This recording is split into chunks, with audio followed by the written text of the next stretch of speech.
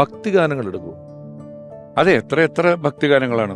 പെട്ടെന്ന് ശബരിമലയിൽ തങ്ക സൂര്യോദയം, ഗുരുവായൂരമ്പലങ്ങളിൽ ഒരു ദിവസം ഞാൻ പോകും, തെച്ചി മന്ദാരം തുളസി പിച്ചകമാലകൾ ചാർത്തി, നിത്യവിശുദ്ധയാം കന്യാമറിയമേ, ആകാശങ്ങളിരിക്കും ഞങ്ങളുടെ അനശ്വരനായ പിതാവേ, അങ്ങനെ ദയാപരനായ കർത്താവേ, ഈ ആത്മാവിനോട് കൂട്ടായിരിക്കണമേ, വിശുദ്ധനായ സെബസ്ത്യാനോസേ, അതെ, ഞങ്ങൾക്ക് വേണ്ടി പ്രാർത്ഥിക്കണമേ.